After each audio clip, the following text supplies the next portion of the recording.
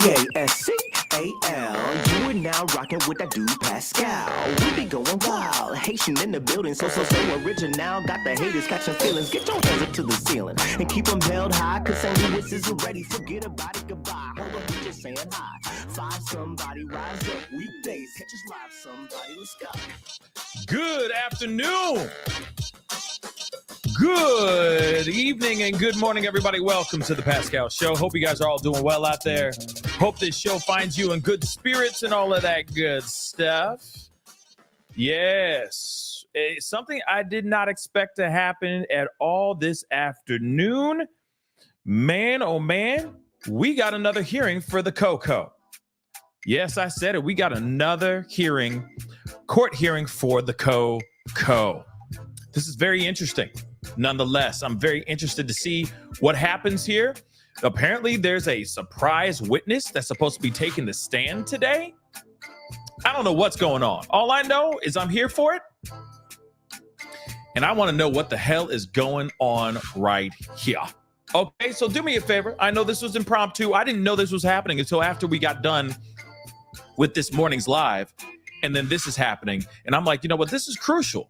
I think this is very, very big, especially when it comes to this whole case for the Idaho 4.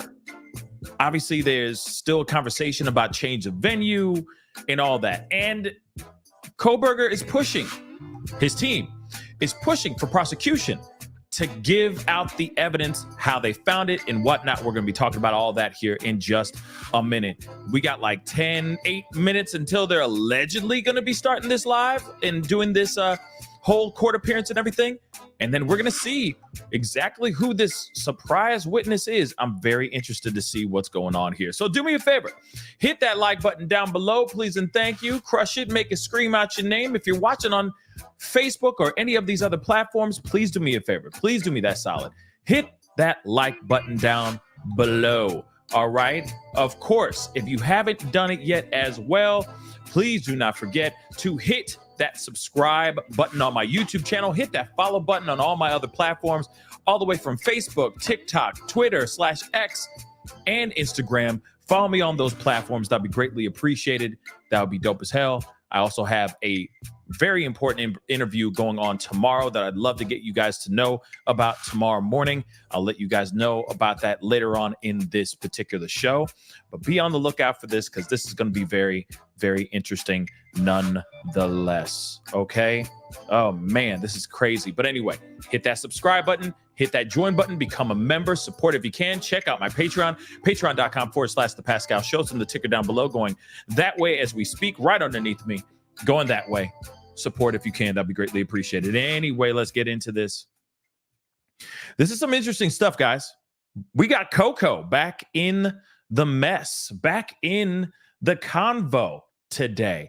And I find this to be very, very interesting. And a lot of y'all are going to be like, well, why? Why is this interesting? Well, one, didn't even know this was happening until I was looking on the internet and saw that the news was covering it and saying, yeah, there's this, this whole thing that's coming out that's going to be showing Kohberger in trial again. And what's interesting is that his team is claiming that the prosecution is withholding evidence. Then on top of it, there's supposed to be a witness that's supposed to be taking the stand, allegedly. Don't know if this is entirely true or not, but we are going to find out about that soon enough. I do have an article that I want to share with you guys here real quick before we jump into everything else, because I think, again, gives us some insight on what the hell is going on and why they're doing what they're doing. So let's take a look at this. It says Bryan Kohberger, Coco, as I like to call him, returns to court for the Idaho 4. Okay, this is another hearing with apparently a surprise witness, okay? And we are going to be taking a look at this. Shout out to WFLA. I mean, they've been doing an amazing job in covering the Idaho 4 case and many other things as well. You know, JB Buno, hopefully I'm saying that correctly. I always say his last name all wrong all the time. But shout out to JB All right, because he's been holding it mother loving down. So we're going to be looking at that here very shortly. Okay. And it looks like they got the lawyer, over there chopping it up and having a conversation over there as well. So anyway, going on. All right. Bryan Kohberger is back in court today for a hearing where his defense team is expected to call a witness on their motion. Okay. On their motion. Sorry, I'm just making sure things are turned off. All right. On their motion to compel the prosecution to turn over some evidence in the case. Evidence includes dash cam footage related to the search warrant at Kohberger's Pennsylvania home and lab testing results. It's unclear who the defense's witness will be. Now, there's some speculation on who's it's going to be. We're going to hear that in just a minute, okay? Trust me, I got a little clip from the news, and they say it's some detective that's supposed to be hopping on the stand apparently today. So we're going to be looking at that as well, which I find, like I said, to be very, very interesting. The 27-year-old criminology PhD student is currently awaiting trial for the unalivings of the Idaho Four, which is, Kaylee, Madison, Xana, and Ethan. Of course, may they all rest in peace, and may they all get the proper justice that they rightfully deserve. All right. So we already know that he was linked to the murders that rocked the town of Moscow through DNA evidence, cell phone data, an eyewitness account, and his white Hyundai Elantra. That's some pretty big stuff. Okay. In my personal opinion. Okay. Now, his attorneys have previously tried to argue that the DNA may have been planted and that the state has not handled all the evidence for the defense to review. Earlier this year, they had a motion. They filed a motion to dismiss the M charges against him, citing a biased grand jury, inadmissible evidence, and prosecutorial misconduct. But judge denied that motion. And of course, a trial date still has not been set yet, y'all. It still has not been set. Now, of course, we already saw about his alibi, and his alibi, in my personal opinion, was trash.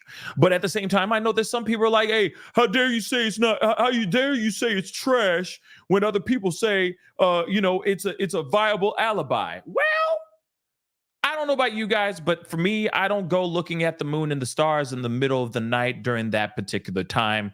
I don't suddenly turn my phone off out of nowhere on that just so I can go into the woods and see the moon and the stars. No disrespect. We are all allowed to agree we can agree to disagree. We're all allowed to have our opposing views on all of this. That is totally fine. It's just interesting how polarizing even this case has become. Now, don't get me wrong.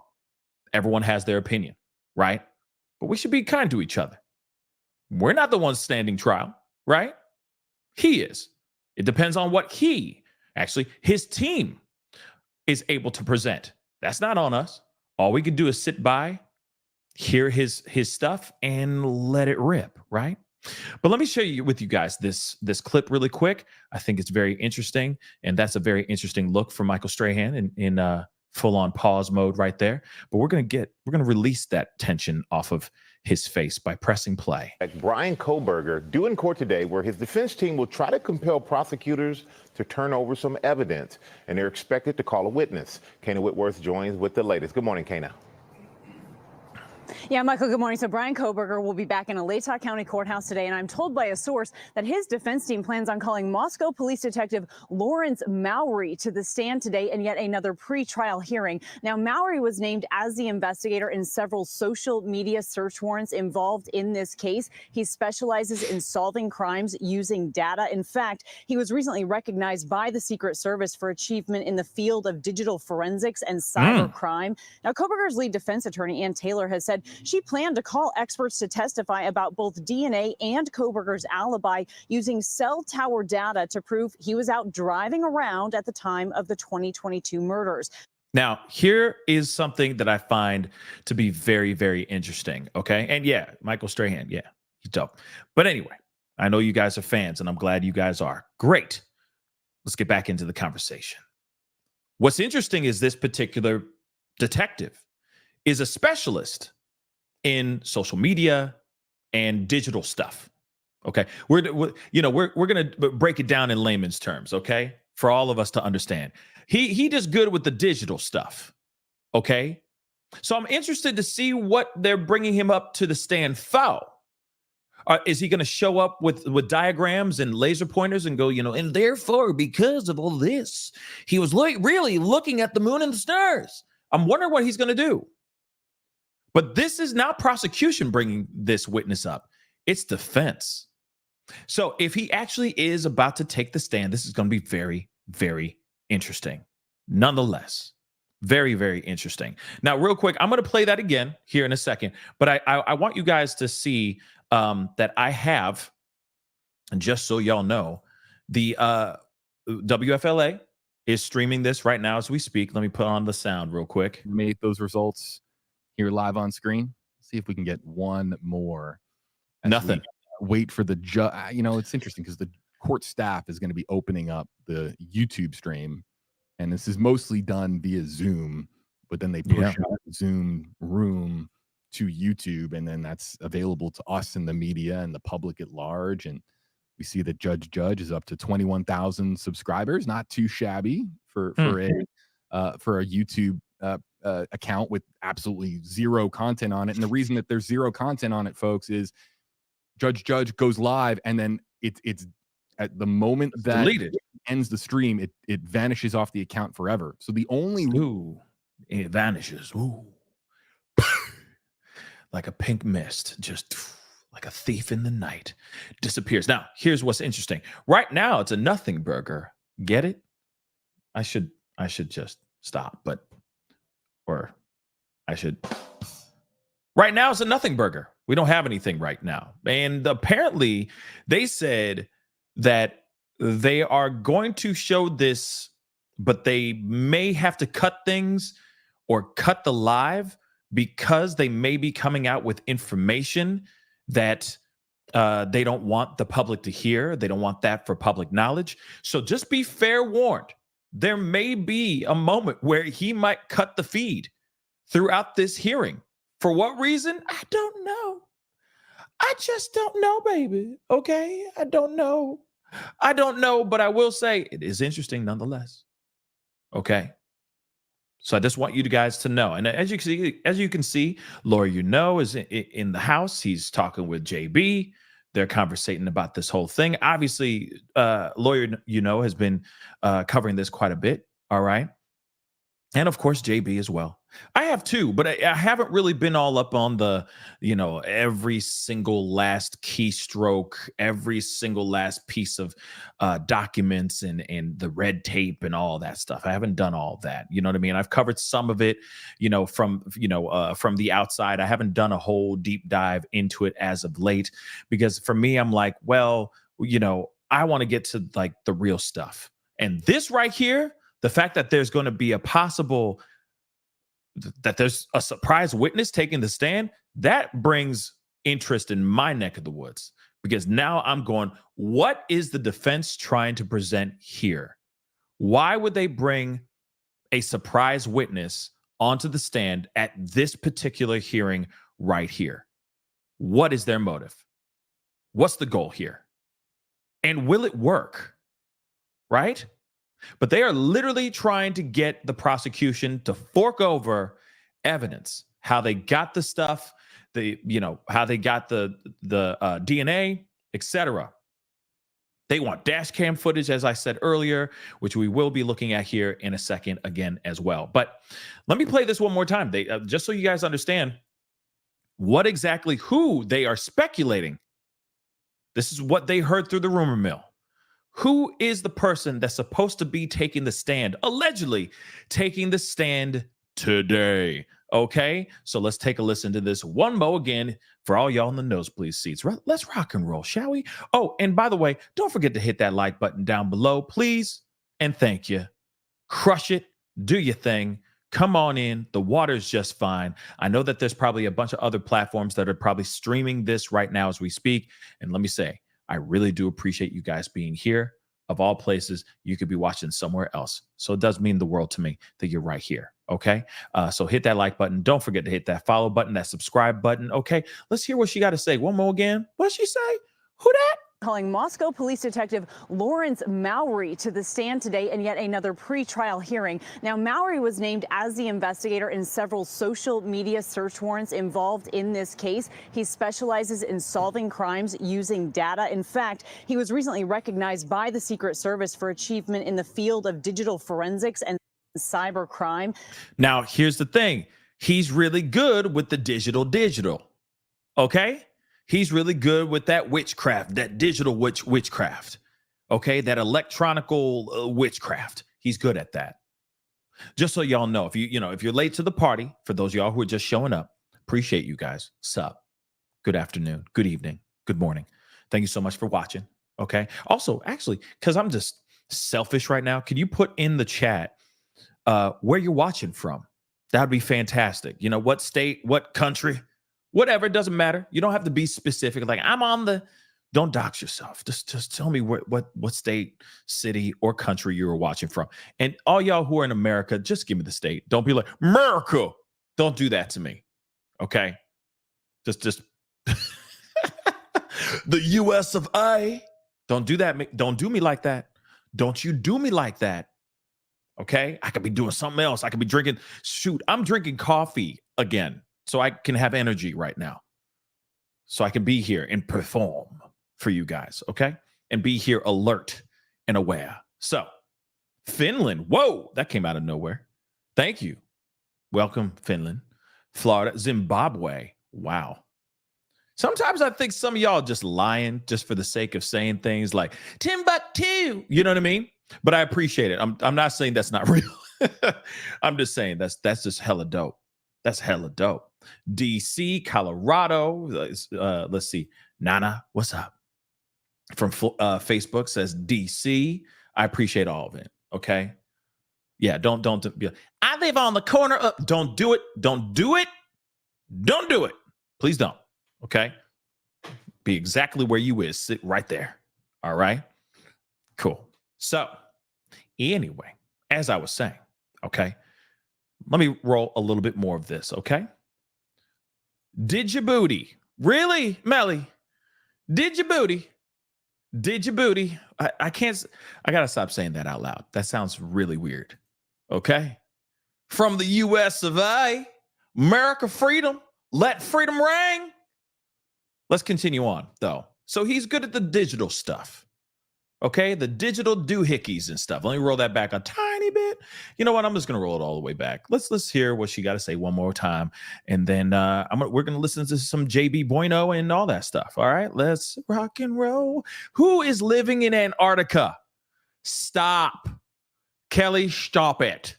All right, you must be cold as a mug right now. Just trying to type, but your hands are just you're shivering so much. Okay, your arms probably have, your hair on your arms probably have hair. You're shivering so much. Okay, damn. Let's continue, shall we? Out here looking like a wildebeest in the snow. I'm kidding. I'm sorry. I'm kidding. It's just jokes. Let's continue on. All right. With the latest. Good morning, Kana.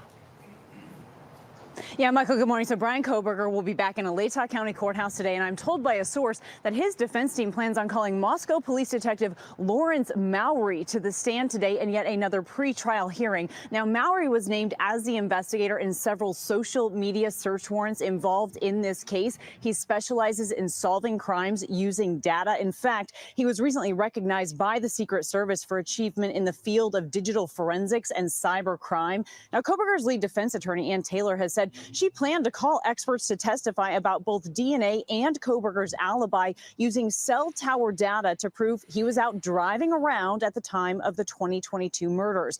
Prosecutors, though, used DNA evidence to link the former PhD grad student to the crimes, and they say cell phone data places Kohberger near the crime scene. Now, the court entered a not guilty plea on Kohberger's behalf. He could face the death penalty if he's convicted here. But a reminder, Robin, that no trial date has even been set yet, Rob. I think that's very, very odd. Let me just say that really quick. I find it very, very odd that you have people that have him or somebody coming up, taking the stand, sitting there going like, whatever they're going to do, pushing up their imaginary glasses and going, therefore, the pings from his cell phone and all that stuff are saying one thing. It's going to be interesting. But here we go, guys. We got some things to look at. Let's rock and roll. When it's appropriate. Okay, thank you. Anything preliminary, Mr. Thompson, Ms. Jennings? Okay, great. Detective Mowry, come on up. Hit that like button, guys, please. Thank you. Clerk, raise your right hand. Do you solemnly swear that the testimony you give in this case shall be the truth, the whole truth, and nothing but the truth under penalty of perjury? All right, thank you, sir. Go ahead and have a seat there. Once you're seated, please state your name and spell your last. Wow. My name is Lawrence Mowry, Mowry. All right, thank you, sir. Taylor? They were right. Will you tell us how you're employed? I'm employed with the Moscow Police Department. What is your role there? I am a detective. How long have you worked for Moscow Police Department? I've worked for Moscow for over 5 years. Have you been a detective that entire time? I have. And prior to that, did you have law enforcement experience? I do. How many years total? We have on 14. Detective Mowry, did you take part in the investigation into the homicides on King Road? Yes. And what was your role? A lot of different things. How to answer that. Well, I can ask you about a couple of roles, maybe. Sure. Do you do any work with cell phones and cell towers? I have taken training for cell phone analysis. Was that one of the roles that you played in this investigation? Yes. All right. And the other area that I'd like to talk to you about is the collection of videotape evidence or surveillance evidence from around the community. What was your role in that? So we gathered a lot of data, a lot of USB hard drives that came in time. At one point, all of that was given to me so that I could copy it over to a server so that we have it stored and backed up. Did you inventory it at that time as you got it in, I guess? Don't have to say inventory. I used the evidence technician to help me book them individually at the time. So the USB had the name of it on it. I would label the folder, what it was, and that came from it. Did you have any role in verifying the content of the surveillance? No. I'm going to have a few questions about that, but I want to talk a little bit more about your role with cell phones and cell towers. So let's start there, okay?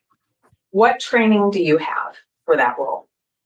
So some time ago, I went through what they say PATC training, which is cellular analysis, and I've also taken classes with CashApp. The cellular analysis, is that particular to the device itself, the cell phone device? No. That is particular to towers? To the towers and the providers themselves. When did you take that training? Well, the cast, I believe it was in 2019, and then I also did it again last year. And the cast that you took in 2019, that was the ENDICAC, is that right? That was phenomenal again, correct? And the cast that you took last year was October of 2023, is that correct? Yes. And that was the actual cast training. They were both done by actual cast members. I'm not sure if one was sponsored by the other, but they were both performed by FBI cast members. And Your Honor, if I can approach. Yes, thank you. Interesting, guys. Detective Mowry, I'm putting in front of you what's labeled as Defendant's Exhibit O, and those are 2 certificates for training. Is that correct? Yes. All right. The one that's from 2019, what did that cover? That covered the use of the CashApp software. And what did the one in 2023 cover? The same. Your Honor, I move for admission of defendant's oath. The objection? No objection. Okay, those are exhibit. Oh, no objection. Thank you.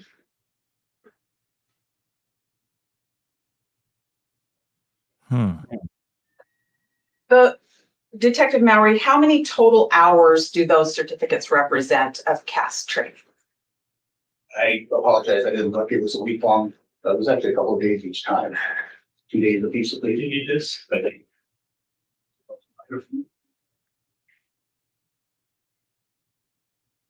So the 2019 shows 24 hours, 2023 says 16 hours. Thank you, Detective. Thank you. Detective, you've written some reports in this case, is that correct? Yes. I want to talk about two particular reports right now. One is from May the 5th of 2023. Do you recall that report, or should I bring a copy of that to you? If you helpful to add it up. I can definitely do that.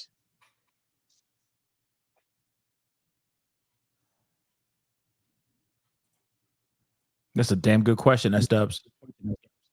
You can show it to Ms. Jennings.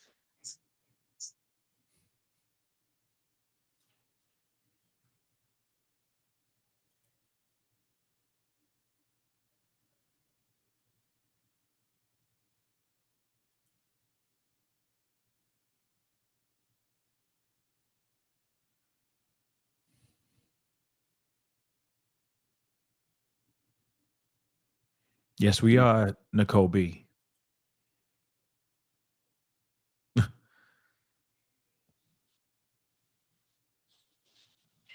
He's taking his time with that paperwork.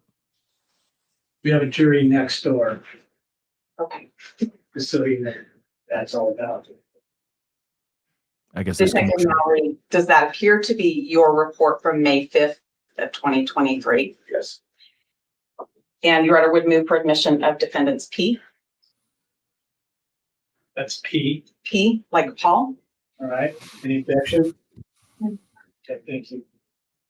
Yeah. Exhibit P is admitted. No objection. Thank you, Your Honor. Detective Mowry, I do not have a police report for the other one that I want to talk about today. It's one that I received via email today that was written just within the last few days by you, probably. Do you know what report I'm talking about? Yes. Okay. Now, what I want to understand is we're talking about documents or records or logs that can be created by a CastViz program. The report that you wrote that I received today, when did you learn about those documents that exist according to that report? The session logs that I found were from yesterday. Why did you come to find them yesterday? I was preparing for this hearing. Okay. And those are things that existed for quite some time, is that correct? They did. And when you wrote about your work with CastViz in May of 2023, did you document those items? No. Tell me what you found when you were preparing for the motion to compel today. I found session logs that were sent to me from the FBI. All right. And in those session logs, how many files were there? I don't remember. I think there were 6 or 7 different items inside. Did you look at the CastViz 48-hour file? I don't remember if I did. It was on the reception. Did you look at it yesterday in preparation for this hearing? I attempted to. All right. And how about the CastViz full log? I attempted to yesterday. I noticed in your report that there were several items that you listed. Were those from these CastViz logs that you attempted to look at yesterday? I'm sorry, I'm going to have to, you need to speak up a little bit. Or just telling me to pick up a little bit. There were some files that were in the session logs, there were other files that were not. Well, let's start with the 48-hour. What was contained in there? There's older 48 hours that was the AT&T records, the original records. And there's a 48-hour session log. I don't know which one you're after. Let's go with the session log. What was in there? Appeared to be the AT&T records that possibly were inputted, as well as some JSON files that were probably produced by Casper. JSON files were produced by CashApp. Is that right? I would assume that. I didn't create those files. What date were they created? I believe one was in December. The other was in April. December of what year? 22, And April of what year? 23. Could you tell who created those? I could not. How did you get those? I was provided those via email. By who? I made balance of the FBI. What did you do with those? Gave them as soon as I realized they were in my possession. I had contacted the prosecutor and gave them. And that would be just yesterday, is that correct? Yes, What did you do with them prior to that time? they were sent to me. I put them in a folder and I didn't do anything else with them. That's why I forgot them. Okay, and that was the 48-hour file? 48-hour session log, yes. How about the full file? What was contained in there? Similar items to the 48. What is the full file? I believe that was the second AT&T return that we got via warrant. I wasn't able to open it to verify it. That brings up a question for clarification. When you say second warrant return, are you talking about something that relates to Bryan Kohberger?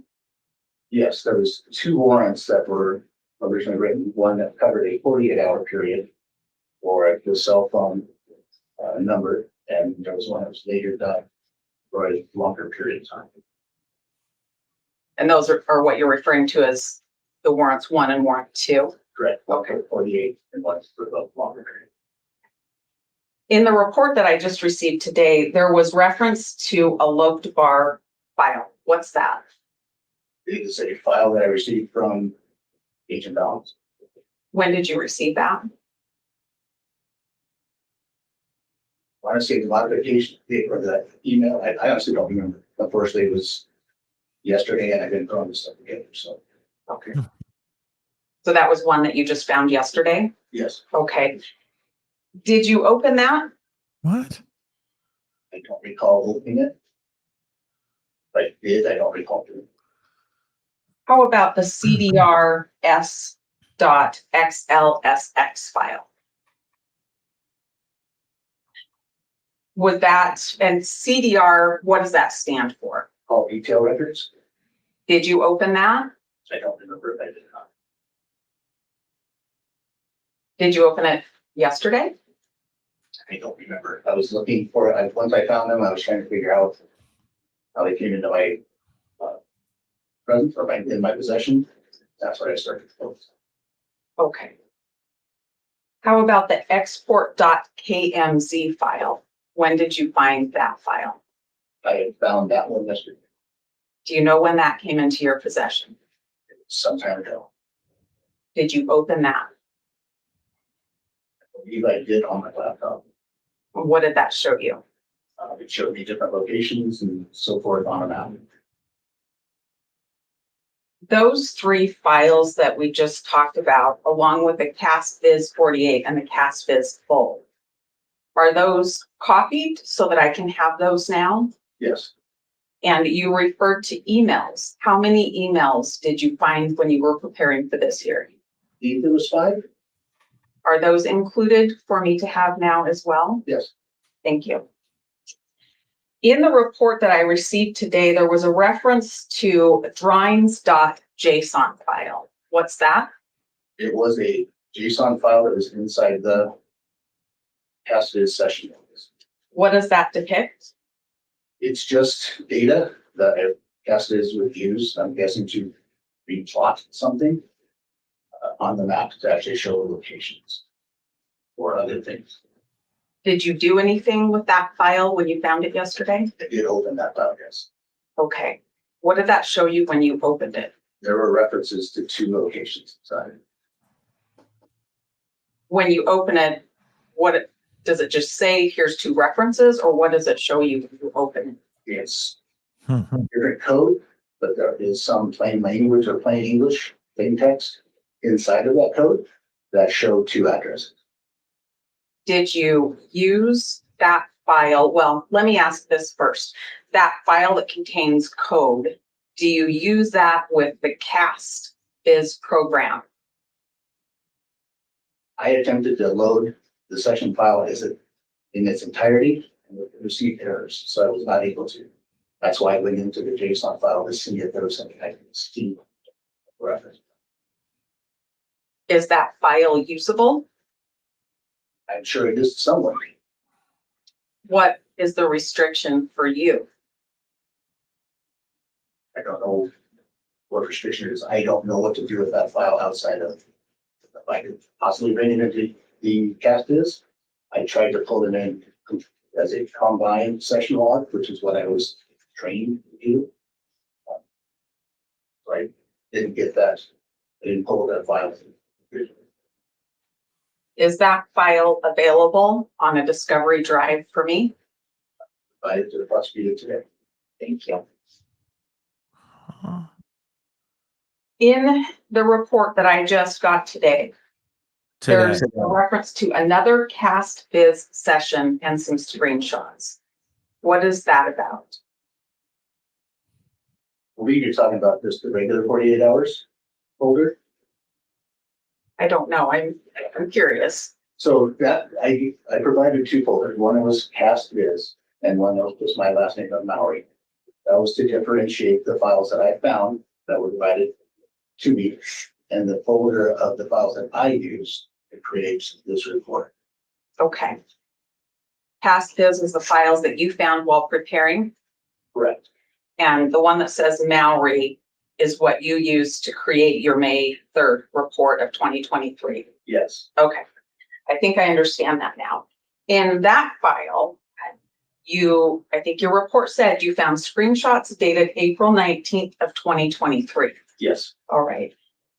Does that mean that's the day that you put things into your CashApp program? That was the day that I made the screenshots themselves. Okay. Where are those screenshots now? Are those also included on the drive? Yes. Okay. And then your report dated 5/3 says that you were asked to examine the record. So I'm a little confused if you had something that you took screenshots of on 4/19, but on 5/3 you were asked to examine the record. What were you doing on 4/19 or before to get those screenshots?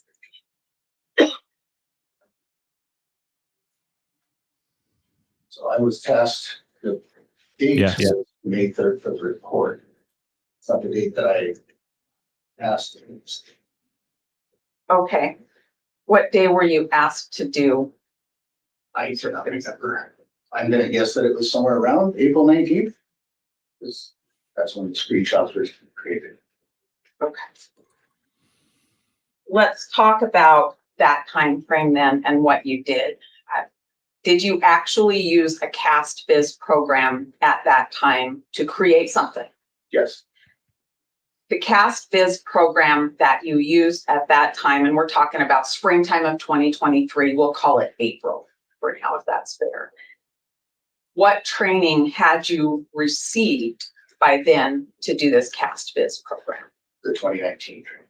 Okay. With the CashApp program, what's the first thing that you did? Once the program is open, you can drag and drop the CDR records into the program. CDR means call detail records. Right. Did you do just 48-hour records or did you do full records in April of 2023? I only did the 48-hour records. When you put the records in, those are the call detail records, and those relate to what? To the phone that the records were coming back to. The number you associated with Bryan Kohberger. Right. Okay. After you put those call detail records in, do you have to do anything with cell towers? AT&T, no, because the cell tower locations are in the AT&T CDR. Okay. So you put that record in, the tower locations are already part of the call detail record that you put in. Yes. Is that something that you have electronic on your computer and then you open your CastViz program and just import it into the program? Yes, AT&T provides both PDF and text documents of the files, and I use the text document to put into CastViz to have it adjusted. And when you do that, what gets exported? Nothing. At that point, nothing is exported or created that I know of. Can you export the session that you're working on? You can export a session log, yes. Did you do that? No. How did you create screenshots? By using the built-in Windows snip tool, as well as the built-in Windows game console, or they call it the game bar, which is just accessed by hitting Windows G. That allows you to record your screen. Are those the only two things you did, is screen clip and screen record? Yes. How many times did you use call detail records in the CastViz program? Probably a dozen times. I'm not entirely sure. That was a terrible question. How many times did you use the CastViz program in relation to Bryan Kohberger's call detail records? I don't know. More than once? I recall doing it for the grand jury because I wasn't the main lead in the call detail records investigation. Oh, I don't understand what that means. What I the hell wasn't is the main going person on? in those call detail records. You weren't What's the main person with the call detail records, but you put them in the CastViz program anyway? For the grand jury, I was requested. Okay. Didn't you call him What up? did you rely on in producing those? Producing whatever you produced for the grand jury? What did I produce? As far as the AT&T records? I want to know what you relied on to do that, to produce something for the grand jury. I don't understand the question. Okay. Oh boy. You weren't the main guy with the call detail records or with the CastViz programming. Did I understand that much right? There was another investigator that was doing it.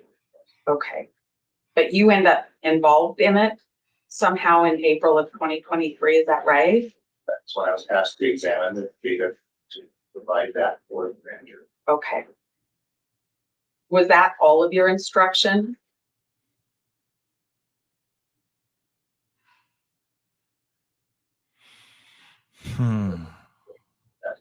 Well, you're asked by somebody else who's actually doing this part of the investigation in the case to produce something for the grand jury to use. And I'm curious about what you relied on, to get to that point. I want to know all the records you relied on, all of the emails, all of the conversations you relied on to produce this thing that you're not the expert for. So I wrote the affidavit for the AT&T records, received the AT&T records. Those records were also given to another investigator who was the main investigator doing the CDR records. Prosecution then asked me to provide or create some type of visualization of the call detail records and examine the call detail records for the 4 hours in question. That. Just to be really sure, when you talked about writing the 2 warrants for AT&T, we're talking about 2 warrants that relate to Bryan Kohberger. There were a lot of other warrants. Is that right? Correct. Okay. Yes. I just want to be really clear on that. You've taken the CAST training. Is that right? Yes. And you know there's a way to save your session. Is that correct? Yes. And there's also a way just to hit reset and delete your session. Do you know that part too? Mm-hmm. And back in April, when you were creating something for the grand jury, you hit reset. Is that right? Or I just deleted the files out of it. I don't remember if I hit reset or delete. You can delete them. You don't remember which thing you did, I do. but you decided to delete what you'd created. Mm. I don't know. I didn't delete anything. I didn't create the session log, so I don't know how I would delete it. Mm-mm. Delete the reference of the file in the software, but the file itself is not deleted. Oh, damn. That's why I want to know, where's Andrea at? I want to make sure I understand. The record, the AT&T record still exists. You didn't delete that. Correct. But the session, when you put that in to the CastViz program, and it does its thing with the call detail records, which includes tower references, you either deleted that session or you chose to reset. Did I understand that right? Didn't create a session log. I don't know how I would delete it. I just removed the reference to the file, the main file, from the software at some point. I don't know when I did that. You don't know when you did that? No, you can close the software without hitting reset or delete. And then it would just stay there. I believe it. And you can also export your session if you get interrupted and you want to come back and work on it, right? Yes. Okay. Did you do that? You left it up and running at some point and then did something that didn't save it. Is that right? The session log was never created. Did not create a session log. Geesh. CDR records that I was dealing with is relatively small. There's no need to do that because I can ingest the files right back into CastViz in a short amount of time. Hamburger. Your Honor, just for clarity, may I approach? I have another exhibit to show him. This is not great. It's not great, but right now it's just defense. Thank you. It's just defense going in and trying to like demolish him, basically. I'm wondering if there's going to be cross at all. But this is very interesting, and it looks like she's trying to show some sort of cover up, because it's like he didn't cross the T's and dot the lowercase J's. You feel me? This is like a veggie hamburger because of Kohberger, because apparently he's vegan or something crazy like that. But anyway, this is very interesting. Hence the reason why this was such a last minute hearing that came out of nowhere. Are you familiar with the document that was handed to you that's marked Defendants W? Yikes. And have you seen that before? I have. Is that something that you were taught from the CAST Users Guide? I'm sure I was. It's also included in the software that can be readily accessible. Okay. And Your Honor, would you move for admission of Defendants W? Thank you. No objection. Okay, that exhibit W is admitted. No objection. In your training, were you also taught from the CAST Field Users Guide? I believe so. I'm about ready to switch gears on you and talk a little bit more about videos for a second, but if I can have just one moment, Your Honor. Sure. Thank you. Okay, let's switch gears for just a minute. You, during the course of your work, did you make contact with the Idaho Department of Transportation to talk about some of the cameras that cover main roads coming into and out of Moscow? Yes. And did you attempt to make preservation of any items? What items did you want preserved? I was trying to see if they had saved video or still images from those files. What did you learn? That they do not retain those. Did you, when you say they do not retain those, do you mean they don't retain videos or pictures or both? Both. Did you do a preservation for anything?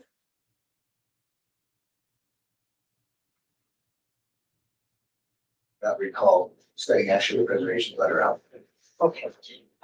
Your Honor, if I can have another exhibit provided. Yes, thank you.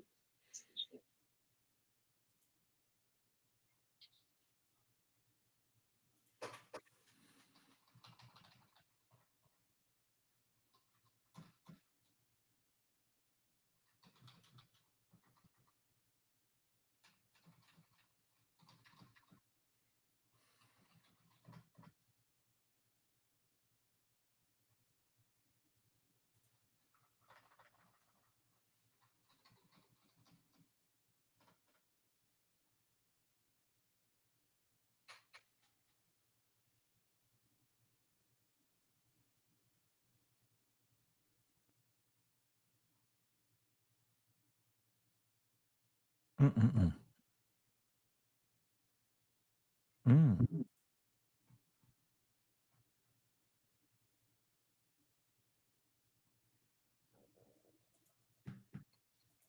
You know, this is yeah.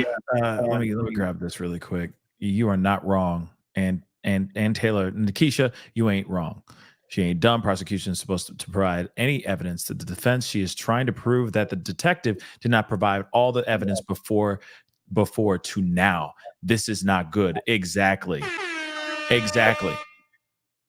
She is trying to expose that ash big time. Like no matter what, I still feel like he done did this without a shadow of a doubt. That's what I think. But they are going out. They are going out there Recognize that exhibit.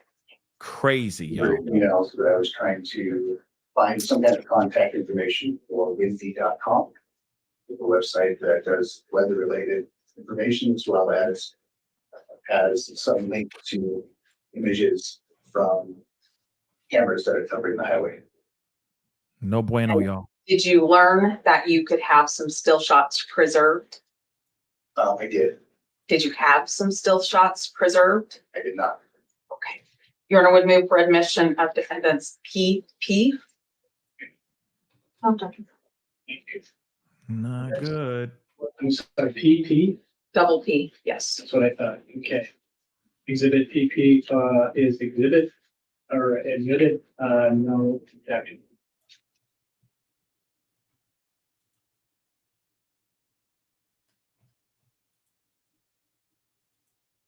When we started talking, we talked about you kind of being the guy that would book or take videos in from different agencies, even if you didn't verify what was on the device you received. Is that right? Yes. And do you, I have a specific one a couple of them I want to ask you about. One is from Red Star Coffee Shop. Do you recall receiving that video? I did not. Okay. And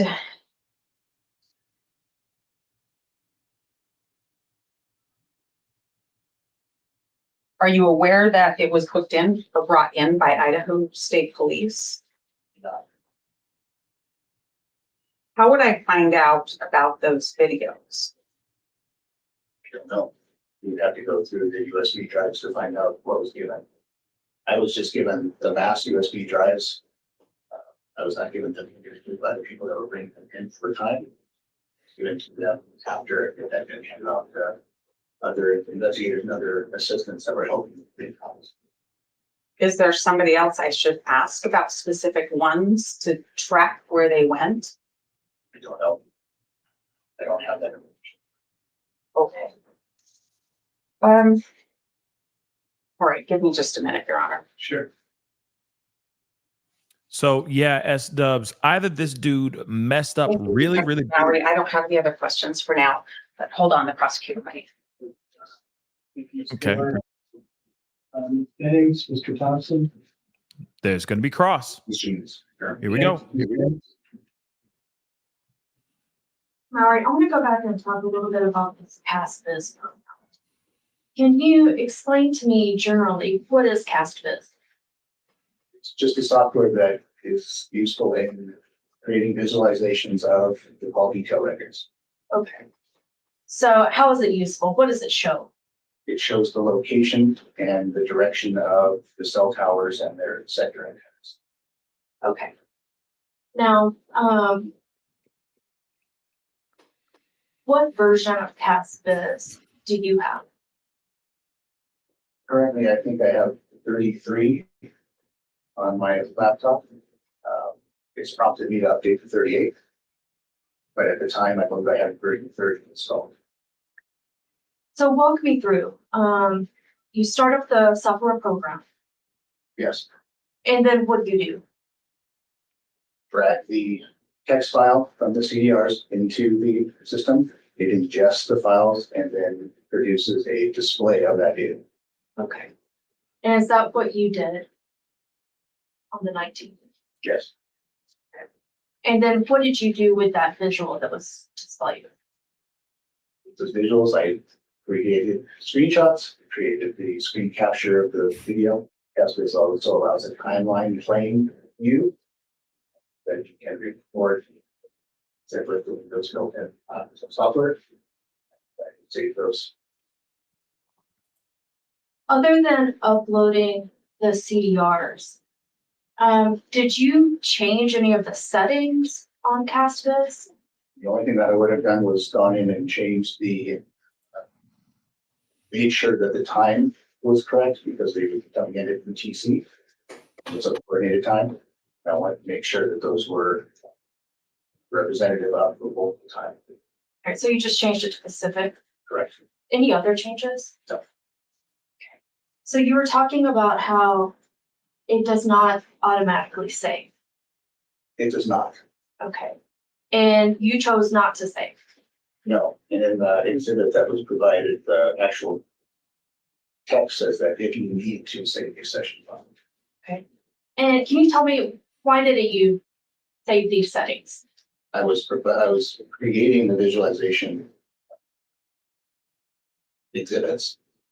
That's what I was doing with that. Any reason to save the settings? No. Could this be recreated or redone in the same fashion? Yes, I can, again, open the software, drag the CDRs back in, and in a very short time it is generated. And it would give you the same information? Yes. Is that why you didn't save it? Yes.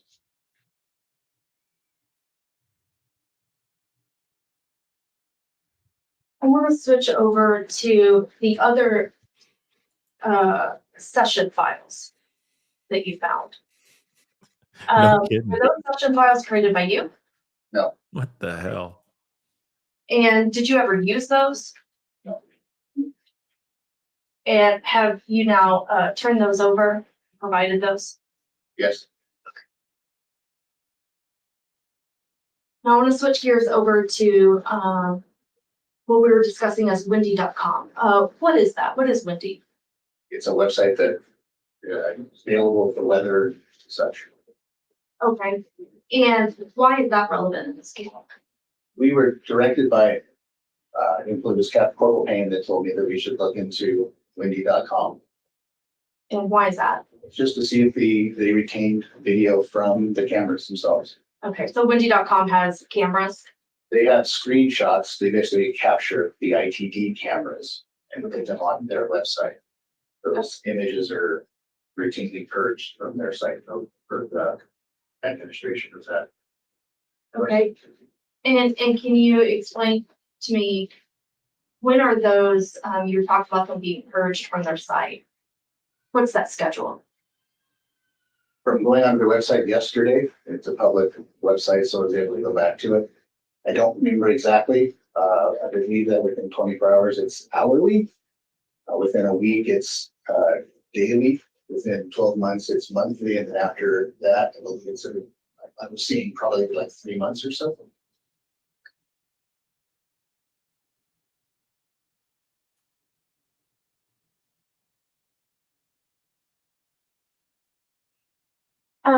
Can you explain why you didn't preserve those images from windy.com? When it was discussed with other investigators, we would have only gotten, I believe it was one image per day. Time frame wasn't where we are interested in students after that one. So So there is no evidentiary value. none that we do. Okay. And have you since gone back and found some screenshots?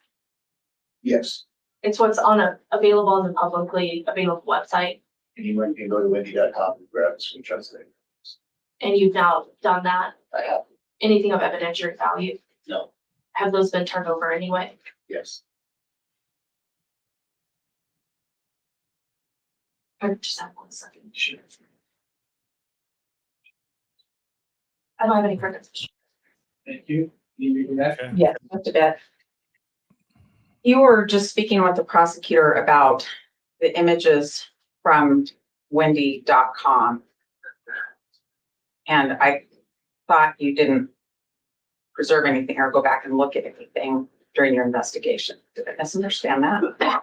So yesterday when I was Okay, so yesterday the prosecutor said, go look for these things. yes, But before that, you and other investigators decided not to. Did I get that right? with the information that we were given, we were told that there would be a screenshot for the day. If I remember right, the parameters of. We did not grab those because they were not in the. Didn't see that they would be relevant. But you didn't look back then. You waited until yesterday. Is that right? No, we looked back then. I couldn't tell you what time. Most of the photos that were taken for the daily screenshot or the daily screenshots were daytime. Middle of the day kind of thing. So we didn't grab those at the time. Okay, but you did look at the time and made a decision at the time. Do I understand that now? Yes. Okay. Back to the cast viz for a couple of questions for you. When you were doing the work back in April of 2023, did you see maps on the screen with the work that you were doing? Yes. And you also made a video of that. I want to show you a map and see if it's what I think it is.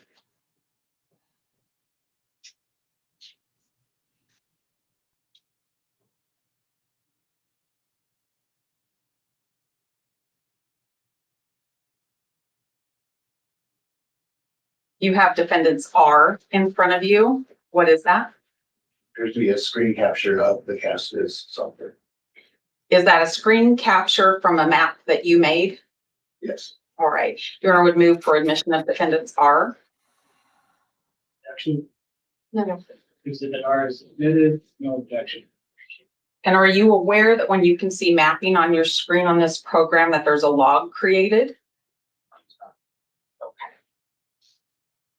You would agree that if I were to take the call detail records that have the tower report in them, I would have to have the same cast version you were using to recreate what you did.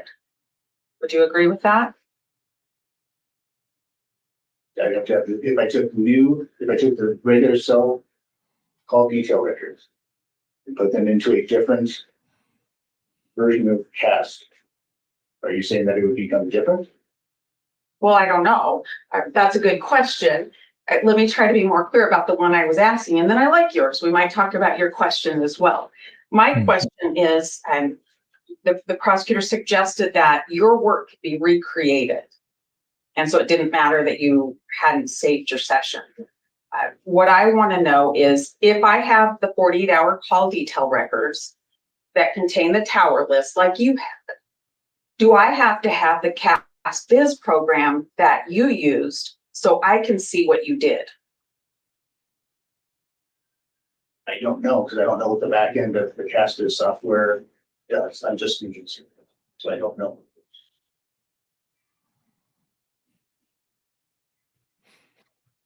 And you were in this cast viz program, at least for a while, creating exhibits that would be relied on. Is that right? Yes. On more than one occasion. Is that right? Yes. But you didn't save your work. He did not. That's even need. Would you agree I can't see what you did without your session log? Can't examine what you did without your session log? Damn. There to create the visualizations for the exhibits. That's what I use as. But I can't see what you did. Is that right? Is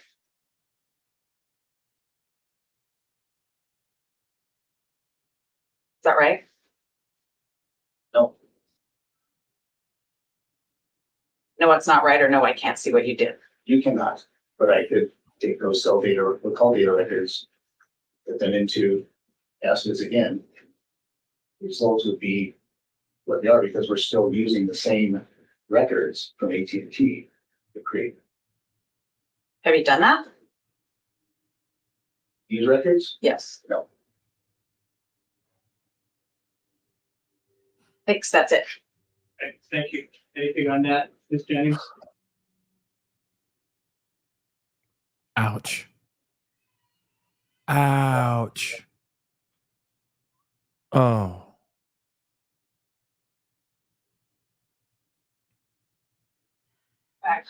Um, What are you going to say? so, why did you pull the CDRs into Castas? Why did I do that in April? Because I was asked by you to do it for the treasurer. Okay, is that the only reason you did it? Yes, Is that the only time you did it? yes. Okay. That I remember. I mean, Yeah, follow up on that question? Nope, thank you. Okay, great. Can this witness be excused? Yes, please. Any objection? Okay, great. Thank you. Appreciate it. Yes. No bueno. No bueno. All right, No. you are excused, but you can stay if you like. Okay. So he wants to get the hell out of Your here. Honor, the rest of the witnesses will be present and ready to go on the 30th, to the very best of my knowledge. This was the only witness we needed to accommodate with today's hearing. So thank you for that. Okay, thank you. So we're done for today? We're done for today, Your Honor. Okay, Ms. Jennings, agreed? Agreed. Okay. Yes, what are you, hold on. Yes, thank you. Thank you, Beth. So I have a whole bunch of documents that it's not clear whether I should sign the sealing or not, because there's no stipulation and there's no hearing, but we're all here together. So can we just go through this and clear it up? Yes? Sure. Sure? Okay. So the first one I have is motion to temporarily seal supplemental response to defendant's fourth and response to fifth motions to compel and motion to limit scope of testimony. And I have not signed that because there was no stipulation or agreed. Your Honor, I apologize. I thought we had agreed those have the detailed exhibits attached to them, and I thought we'd stipulated that those detailed exhibits could be sealed. Okay, well, the addition on that was limited scope of testimony, so I wasn't sure if that was included in our earlier agreement. Your Honor, that's the state's motion. I know we responded to that, and we did not seal our response to that. Okay. State is asking for sealing on that. Are we on the same page? You know what I'm talking about? Okay. Just want to know if I should sign this or not. Have mercy, Judge. Well, I'm just not sure. Is there an objection? Is the state's motion to seal? Is there an Right. objection from defense to seal? No, if they want their documents sealed, that's fine. We had responded publicly, and so I wondered if that changed. Okay, so I'll sign this. That's one. How many are there? I don't want to get in trouble with your arguments about sealing and not sealing.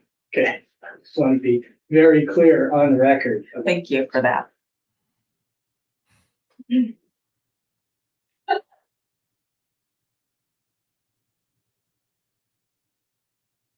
Plus is piling up with the clerk. Okay, next one is also the state's, this is the one that's sealed. Got that taken care of.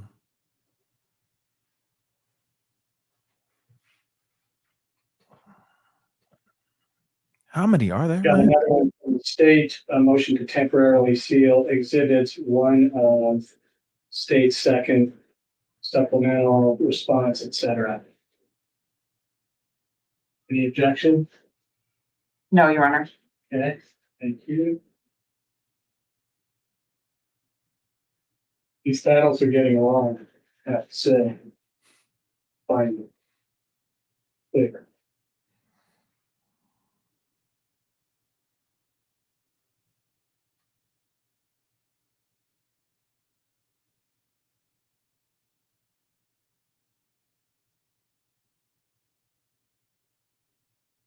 I think that this is the one.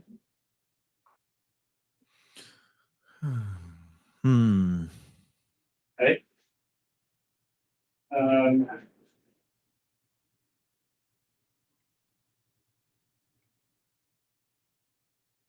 This is the same. I think that's it. Okay. Anything else we talk about before we're done? Nothing from us. Okay. Well, thank you all. We're adjourned. Appreciate it. Bet. I definitely want to hear what JB and the lawyer have to say about this. Oh, that's it? Wow, that's it? Wow. I thought JB and what? I thought WFLA would say something about this. They just straight up just killed the live. Wow. Hold up. For real? He just said, we done. We are done. Wow. That's just whack. Well, I will say this. Interesting testimony. I will say that. Very, very interesting testimony. I was hoping to hear, I wanted to hear what what a pro had to say about this. You know what I mean? A lawyer or something of that sort in regards to this particular hearing, because that just came out of nowhere. This whole testimony, but then you could see, like, how could you be somebody who's involved with evidence and digital stuff and not remember to hit the save? You know what I'm saying? You do all this stuff, you do all this research, this work, all that stuff, and suddenly the stuff that you had just is lost because you didn't hit save? That doesn't make sense to me. And of course, now the way that Ann Taylor just put it together, it looks it looks bad. Hold on. Hold on. Let me pull this up again. I need to pull this up one more again. Okay? Because I need you guys to hear this one more again. Okay? Hold on. The Idaho College murder suspect, Bryan Kohberger, due in court today, where his defense team will try to compel prosecutors to turn over some evidence, and they're expected to call a witness. Kana Whitworth joins with the latest. Good morning, Kana. Yeah, Michael, good morning. So Bryan Kohberger will be back in a Latah County courthouse today, and I'm told by a source that his defense team plans on calling Moscow police detective Lawrence Mowry to the stand today in yet another pre-trial hearing. Now, Mowry was named as the investigator in several social media search warrants involved in this case. He specializes in solving crimes using data. In fact, he was... You heard that, right? I just want to hold on. I'm going to roll that back. You know what I mean? Only a few seconds, but I need you guys. I need you guys. That's exactly what that detective did on there. He's like, it was very interesting. That was interesting. But I want you guys to hear this one more time. I know we played it a couple times at the beginning, but I really need for you guys to hear this. This is a guy who specializes in what? Now, Mowry was named as the investigator in several social media search warrants involved in this case. He specializes in solving crimes using data. In fact, he was recently recognized by the Secret Service for achievement in the field of digital forensics and cyber crime. Okay. I'm just letting you know. This guy's supposed to be a pro. Like he's supposed to be redunculous with this hoodoo voodoo social media, internet's data type of stuff. And then he forgets to hit save. I'm just saying, like, but then somebody just said a little bit ago, I think it was Tralala, okay, said something that was very true. Of all the things in the world, we're in 2023. Maybe she didn't say it, but maybe she did. I'm just trying to remember. Said in 2023, there ain't auto save. You ain't got no auto save. I'm done.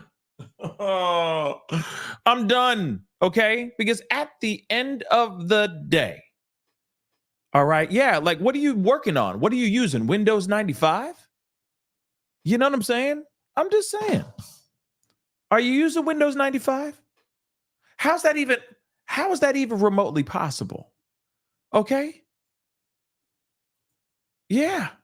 This is so weird, y'all. I'm sorry. Well, first off, real quick, thank you, Melly. I appreciate the support. Thank you so much for gifting another person. You're so giving. I appreciate it. Thank you so much. Please pay it forward if you can. Open the door for somebody. Buy somebody a Coke, a coffee. I don't know. Buy them a steak. I don't care. Just do something. Pay it forward, okay? That's all I ask. Now, I want to bring this up one more again because Nikisha said something that was very true. Prosecution is supposed to provide any evidence to the defense. She is trying to prove that the detective did not provide all the evidence before to now. That's true. This is no good. It's no bueno. It's no bueno. This is not good. Okay? Nikisha, you ain't wrong. Okay? Thank you for the super chat, but I wanted to pull that up again because she ain't wrong. And now Ann Taylor's coming up here just, showing off her own female bravado, okay? And saying, all right, detective, you so great at what you do. Where's that ish? And he said, yeah, I had it, but I forgot to hit save on my computer. So yeah, that's why all this stuff is showing up now. Say what? So not the greatest thing. Okay? Not the greatest thing. Not the greatest thing. Now, I mean, there's a lot to kind of, it was hard to hear everything. That's the problem I was having with this particular hearing. And, I appreciate Judge going up and asking him to speak up, but I just wish that they would just bring in a microphone or something. Leave the cameras as is. I don't give a damn. Just bring in a solid microphone so that we can actually plug it into the doggone computer so we can actually hear everything without any problems, right?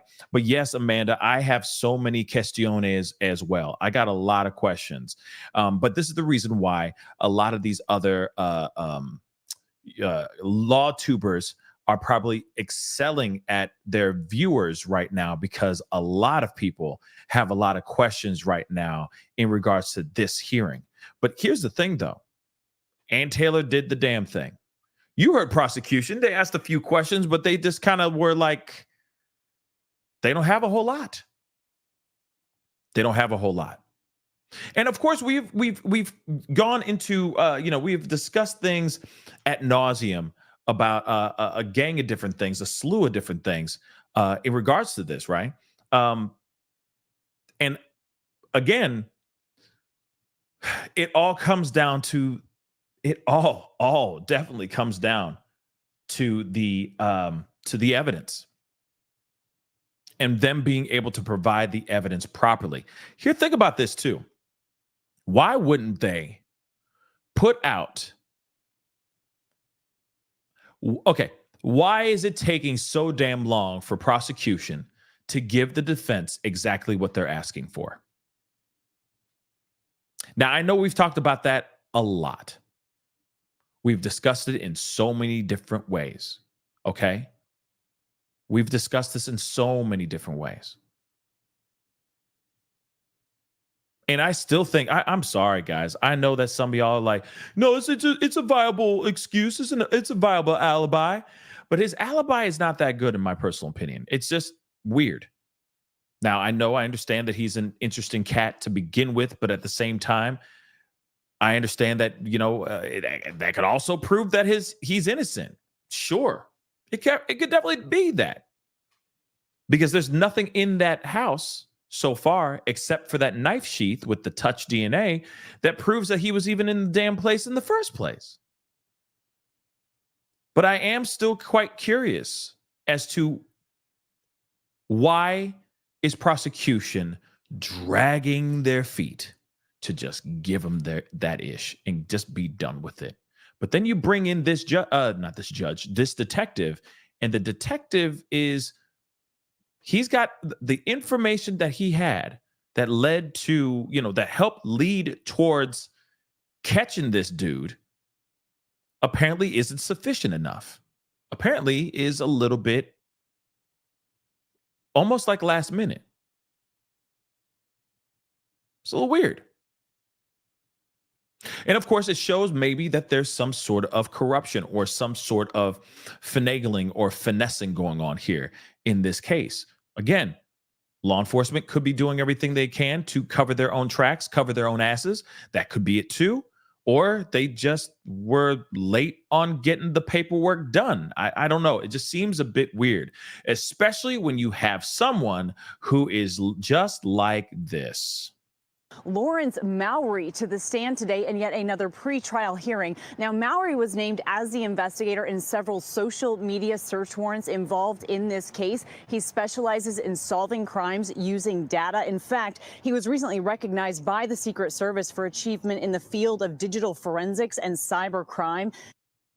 So you got somebody who's a pro, who actually knows what the hell he's doing, and yet why? Because she was saying, we just got this stuff. If I remember correctly, she got the stuff yesterday. Not today. Not 3 weeks before, but yesterday that she got that information. That's weird. That is a bit weird. And of course she's going, wait a second. That is weird. Why didn't I get this other stuff before? Why didn't I get all this stuff before? And then he was just like, boop, boop, boop, boop, boop, boop, boop. It was the wind. Hold on, I think she says more here. Now, Kohberger's lead defense attorney, Ann Taylor, has said she planned to call experts to testify about both DNA and Kohberger's alibi using cell tower data to prove he was out driving around at the time of the 2022 murders. Right. Prosecutors, though, used DNA evidence to link the former PhD grad student to the crimes, and they say cell phone data places Kohberger near the crime scene. Now, the court entered a not guilty plea on Kohberger's behalf. He could face the death penalty if he's convicted here, but a reminder, Robin, that no trial date has even been set yet, Rob. What we already know about all that, right? But, I also found this while we were listening, and I wanted to pull this up too so we can take a listen. This is Brian Enton. Well, Nicole, the defense for quite some time has been saying that the prosecution is not handing over all of the evidence in the case. So that is not new. But what's interesting, and the reason we're here in Idaho, is this hearing this afternoon in the courthouse behind me. There's going to be a witness, which we haven't seen happen very many times. They're not saying exactly who the witness is when they have the hearing, but I'm hearing it's likely going to be a police detective, and it's all going to have to do with cell phone data, which is critical to the prosecution's theory that Kohberger did it, but it's also critical to the defense's alibi saying Kohberger did not do it. I want to read you this. This is from a previous. Hold on real quick. And then of course you instantly I'm thinking, is this some way, is this in some way their way of trying to say like, hey, this guy, this particular detective was fabricating certain things, making certain things up so that it could look like it's all Bryan Kohberger, hence the reason why it took so long to get this stuff in the first place. And his excuse is like, my dog ate my homework type of situation. I forgot to hit Control S. You see what I'm saying? It is a little bit weird. I will say that. It is a little bit weird. Okay. But again, does that mean corruption? Does it mean just a mess up? But how do you mess something like this? I'm just saying, if you got somebody this decorated, this good at his job, how? I mean, and let me just say this. I know I'm just asking in the middle of a question. I'm about to interject my own question, but I'm going to say this too. Mistakes do happen. People make mistakes, but at the same time, this is such a big, huge, massive case. How can you forget to hit Control S? How can you forget to hit save? How can you forget to go up to file, drop the window, drop the menu down and click save or save as?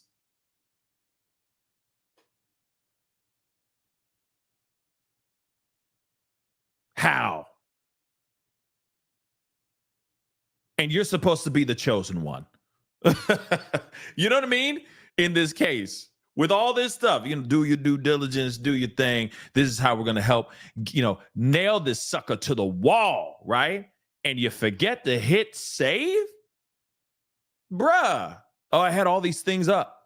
And then, whoopsie. You are the chosen one. You know what I mean? You're the only one for this thing. Okay. Let's hear what he got to say. Let's hear what Brian Ensign got to say, though.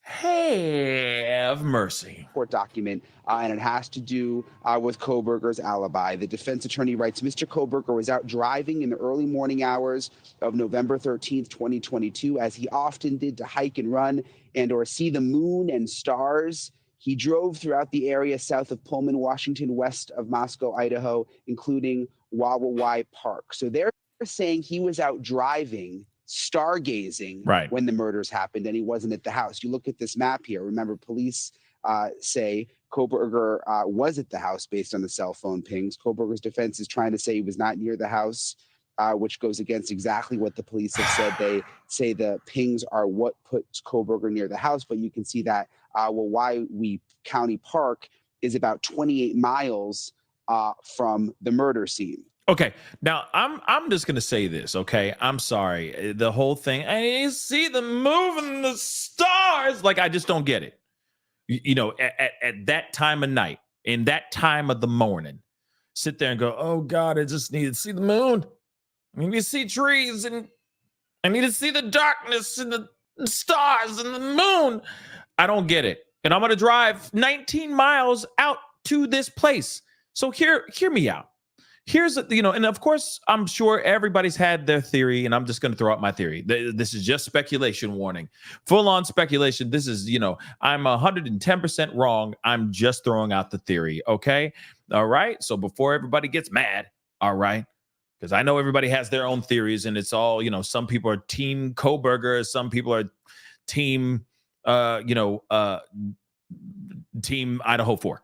Okay. Or team prosecution, right? Then they're thinking this man did this. And I really do truly believe that this man did this. Okay. But I could be wrong, though. I could be wrong. And it's going to be interesting to see how the trial goes down, whenever that trial goes down. It's going to be 2028. Okay. Some of y'all kids will be married, having babies up by the time this mother lover even saunters into a mother loving courtroom. Wait for it. It's going to be forever and a day. Your babies are going to have babies by the time this Kohberger walks into the room. He will have gray hair by the time he walks into this mother-loving room. Watch. But let's just say this. Here's my theory. My theory is this. Stubbs said, "Dang, Pascal, I might be." Man, don't be so, man, no. Keep drinking water. Okay, keep hydrating. Make sure you moisturize. Okay, we don't need you dry and crusty and dead. Okay, don't do that. We gonna talk and eat your vegetables. Dag nabbit. All right, but moving on. speculation warning. This is just my theory. You don't have to agree with me on this at all. But if we're going to look at this cell phone, here's the theory. What if he just went up, pulled up into the woods, went into that area? He's like, that's nice. Yeah. Okay. Place it right there on that little stump. Hop back in the car because he knows nobody's going to be touching that ish. It's in the by the third rock next to the thing with the little lily shooting out the side. Okay, I'll be right back for this. But I'm going to keep that phone on and I'm going to kick rocks. You know what I mean? Moon and stars. Cool. Put that right by the stump next to the rock that has the green moss on it. I'm going to hop in the car and I'm going to go cause some crimes. I'm just saying that could very well be what it is here. All right. And then the phone was on. He did his thug thizzle and then drove his lanky ass back, grabbed it and then whatever, and then did his thing. Have they even thought about that?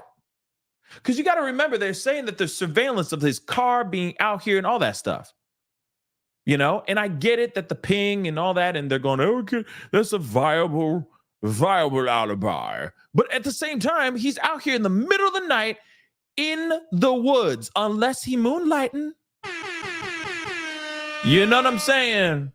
He out here moonlighting, gallivanting with wood nymphs. I don't know. You know what I'm saying? Gallivanting, moonlighting. He out here acting all like, I'm all about the girls, but he's out in the woods doing God knows what with the mans. I'm just saying, maybe that's what it is. That's the only other thing I can think of. Why would you need to go out there? Yeah, he's stargazing. Stargazing. Indeed. That's the other excuse I can think of. He's sliding into DMs saying, let's meet up, let's rendezvous. You know what I mean? But that's the only thing I can think of. Because he damn for sure ain't meeting up with no girl. Because if he was meeting up with a girl, that girl would have stepped out already, being like, yes, we were out together. He took me to Lobster. It was amazing. But it didn't happen now, did it? So why would he be out there in the woods to look at the moon and the stars? Really? To look at the moon and the stars? Is he doing a private project of his own that has nothing to do with criminology, in which he is just studying the moon and the stars, and he needs to be at this exact same place at the exact same time every night? Make it make sense. That doesn't make sense, guys. He out there either gallivanting, moonlighting, if you know what I'm saying, getting the green light from other people. He's out there to see the woods. Get it? Never mind. Or he really is out there looking at the moon and the stars. Or he dropped his cell phone there, kept the cell phone on, went into his car, drove out the 28 miles to 1122 King Road, did this thing, hopped back in the car, drove back to that area, discarded whatever he needed to discard, picked up his cell phone, and drove his butt back home. That's the only thing I can think of, y'all. Stargazing at a closed park in freezing fog. Exactly. What is that? It's weird. That's what that is. It's weird. And all I'm saying is,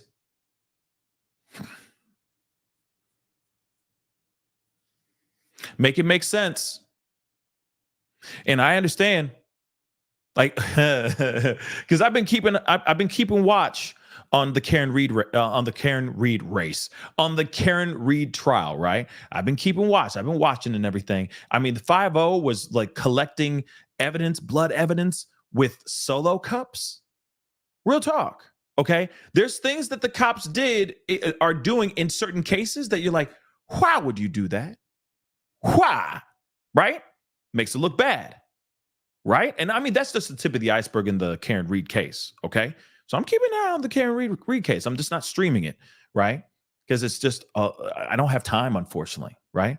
But I'm keeping an eye because some of this stuff recently has been wild. Okay, Jen McCabe's testimony. Oh boy. But nonetheless, you look at these situations and you're like, all right, there's errors that happen. And some of these situations, like this case, is a situation where the person should know exactly what the hell they're doing. Like somebody who is highly decorated, highly revered for what he does, what he specializes in, right? Data, social media, all that stuff. And he still screws the pooch. Yes, I said it. Screws the pooch. Why? Why? Now, I know I have a poll. It's up there. I know it's about 296 votes so far, but keep them votes coming. I want to see you get past 300 votes, so don't forget. Do you think that this is a cover-up, like a corruption, sign of a corruption within police, another Karen Reed potential situation, okay? Or do you think that the police just actually just messed up? Yeah, that was a bark, Melly. Yeah, that was an attempt at a bark. I'm a little dry. I'm a little Cuba Gooding Jr. right now. I'm just a little dry. Okay. But still, did he screw the pooch? Did law enforcement screw the pooch? Or was it an honest, is this a full-blown corruption trying to pin this random dude with this? And then again, I keep looking at this and I go, why would they pick Bryan Kohberger of all people to pin this on? And did they have time to sit there and go, who are we going to pin this on? Oh, he looks weird. BK. He's the one who's getting it. That's right. That doesn't make any sense.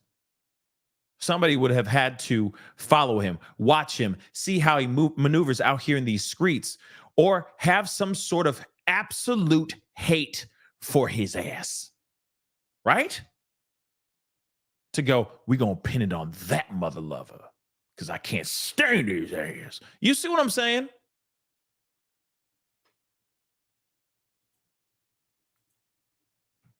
So keep the votes coming. Let me know. I'd love to see it get to 400 votes, okay? Before I close that poll up. Get your ass to the poll. Go ahead. I feel like I'm the only one who remembers that campaign, but go and hit that poll. All right? That sounded weird. Vote. Go to the top. The poll's at the top of the chat. Vote. Okay? Let me continue. Let me let Bryan Enton continue speaking. But like I said, he could be out here gallivanting out here Saint Subdo. You know, love those jean shorts, even though it's freezing as hell outside. I'm just saying. Not trying to be mean. I'm just being real. What other reason would he be out there aside from really just out there looking at the moon and the stars? Okay. Remember, police also say there is DNA evidence that connects Kohberger to the knife sheath found at the murder scene, but the defense is also trying to poke holes in that DNA evidence because investigators used this new form of DNA called investigative genetic genealogy. Basically, they use distant relatives to connect it all back to Kohberger. Yeah, they really reached, apparently. They really did that with the genealogy and all that stuff, and they're like, therefore, I don't know how they did that, but they went all the way back. They found somebody through the genealogy websites and stuff. They're like, this is his cousin 3 times removed, so therefore this is Bryan Kohberger's fault. I don't know how they did it, but they used something like that, and they were able to go and connect this to him, which is very interesting nonetheless. From touch DNA, not even just a little bit of trickle of red, not even just a hair follicle, okay? Not even a nose hair, nothing. They used touch DNA. And I get it. I still think touch DNA is enough, especially when they've combed through the entire place and there's plenty of other DNA in that house. You got a whole bunch of girls living in a party house. You're telling me that that's the only DNA that they found? Come on. All the men going in there, all that men folk, all them girls that came in out of that place too. They find a knife sheath that had no reason of being in there at all. And that happens to also belong to this mother lover too. Come on. Yes, I said that. I said that, Tipsy. His cousin 3 times removed. Yes, I did. I know that's not how it went down, but I'm just saying, just throwing a little bit of comedy. Okay. I need a little bit of lightness today. All right. But still, when we see this kind of stuff, it does make you wonder who screwed it up. You know what I mean? Is this a screw up? Is Ann Taylor reaching? Is she just reaching, making some stuff up? Something to think about. Let's continue. I'm going to roll that back a tiny bit. Investigators used this new form of DNA called investigative genetic genealogy. Basically, they use distant relatives to connect it all back to Kohberger. That could also come up at today's hearing, but it's possible that they could close that part off, actually make the media leave, make the public leave, because that part of the evidence contains sensitive information about Kohberger's distant relatives. Again, they use them to connect the DNA back to Kohberger. And they didn't do that, at least from what I heard. They didn't talk about any touch DNA. They didn't talk about genealogy. They didn't talk about any DNA. So I thought that was interesting as well. But the DNA thing is, I agree. The classic one. Yes, I agree. DNA mess. It's an absolute DNA mess. Everything is a mess. This whole case is a mess, right? And I don't know if Ann Taylor is trying to muck it up, you know what I mean? Like toss it up and muck it up even more, or if she's actually trying to tidy it up and show proof positive that her client is 110% innocent without a shadow of a doubt.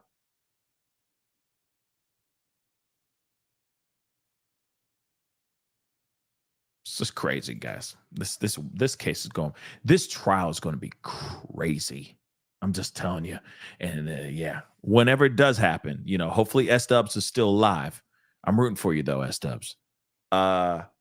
We will most likely be watching it for sure. All of this, Nicole, very frustrating for the victims' families. They can't believe that this is taking so long. They feel like it's delay after delay after delay. There has not even been a trial date set at this point, Nicole. And we already know about that. No trial date so far. Okay. Man, it's very frustrating. Okay. This whole case has been extremely frustrating. Okay. Because, you know, at the end of the day, we got this dude, Bryan Kohberger, out here in these streets. Yes, he's looking at the chat like intensely. It's like, what y'all saying? What y'all saying? But he is really out here with his team, challenging like a mug. I will say this though too. Even though I am still on the side of I think he did it.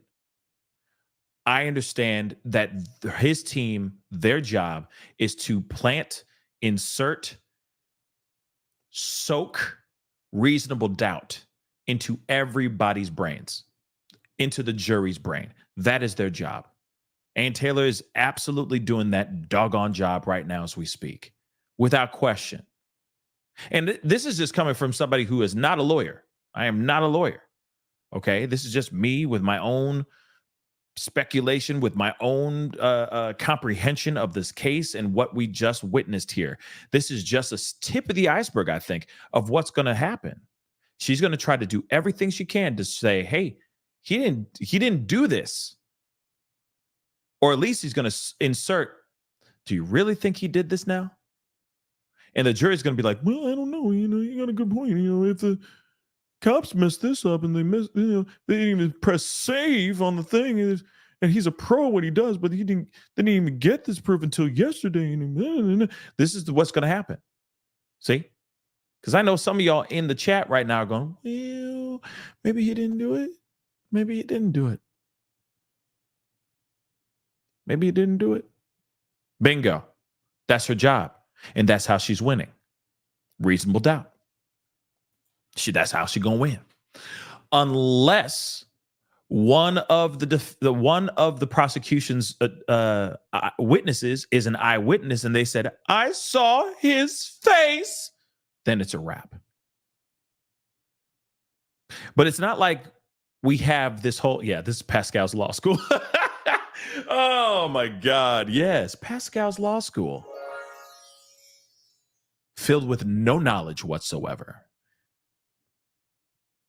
Just shooting from the hip. Objection, Your Honor. That's all I would do. This whole case, this whole courtroom is out of order. Attica. That's what I would do the entire time. But moving on. Maybe I'll try to do my best Al Pacino. You know what I mean? I can't even do Al Pacino unless it's Scarface. But as you can see, guys, as you can see, that's exactly what she's trying to do. Put in reasonable doubt. At least that's what I'm seeing. But like I said, I've seen enough Perry Mason and Matlock, okay, and Law and Order SVU, okay? Not the SUV, but the SVUs, all right? To sit here and go, this is going to be interesting. Reasonable doubt will be definitely inserted into every single juror's brain whenever this trial actually happens. But let me say this one more again. The fact that prosecution has not given out the information that Miss Taylor and her team, Kohberger's team, has been asking for, demanding for, well, since the start of this whole thing. So it's been damn over a year. Damn. It's been over a year, right? The fact that they haven't given any of that stuff to them at all is sketchy as hell. I'm going to say that. Even though I think this mother lover did it, okay? Because he did this, that's what I think. But the prosecution is going, we get it to you eventually. And they've been asking for a long time. And what happens? Still nothing. Now we're seeing that they got a little bit of something yesterday, and we are now seeing how that detective, who's a pro at what he does, allegedly, screwed the pooch.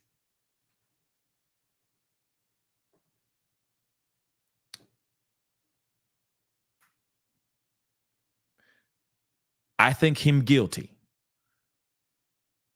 But if Ann Taylor continues going in the route that she is going, Coco could walk. Yes, I said it. Coco could walk. I think him guilty. He did this. That's what I think. But that's her job. Her job's to try to get him off. I didn't mean that, but you know what I mean. Trying to get him free. Let's just say that. 720 just said, imagine him free. That would be wild. It would be weird. It'd be really, really weird. You know, he'll be out there stargazing every day. And everybody would be like, oh, yeah, there he is, stargazing. I guess that was true. Well.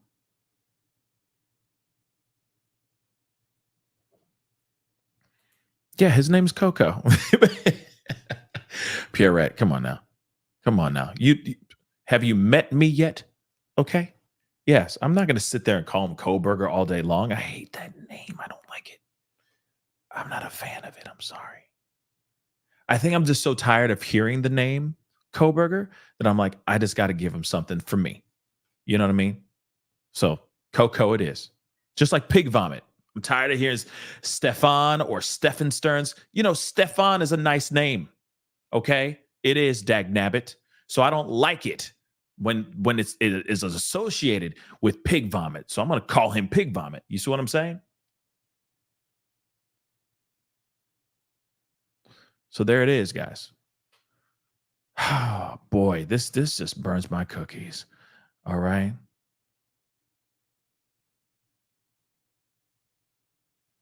Hold on. I got a couple things. Hold on. Savannah, thank you so much. I appreciate the support, guys. Okay. You guys could be watching on so many other platforms and you're watching with me. So I do appreciate it. It means a lot. Okay. He sounds like someone who fell all the way to the top. Oh, you're talking about the detective. Thanks for covering this, and prayers to you and your family. Yeah, it's weird, right?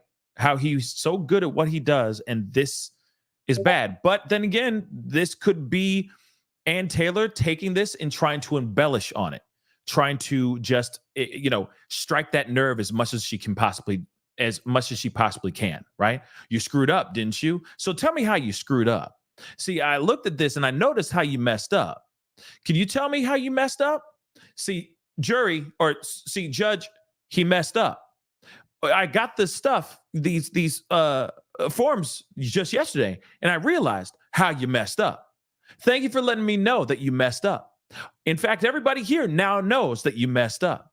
Did you know that you messed up? That's literally what she did the entire time. The entire time. Oops. Did you know you messed up? Are you sure you messed up? Can you explain to me how you messed up? So you had the stuff up and then you didn't press save. Is this right? So you're telling me that because of whatever happened that didn't allow you to actually save what you were working on, you messed up. You see what I'm saying? That's what she did, didn't she? And then, of course, the prosecution had to do everything they can to go and try to pick up this fumbled ball. And what kind of questions did they have? Not much. They asked a few questions and like, we gonna sit down, prosecution. Mm-hmm. Judge says, you got anything else you want to say? And to prosecution. And they're like, we're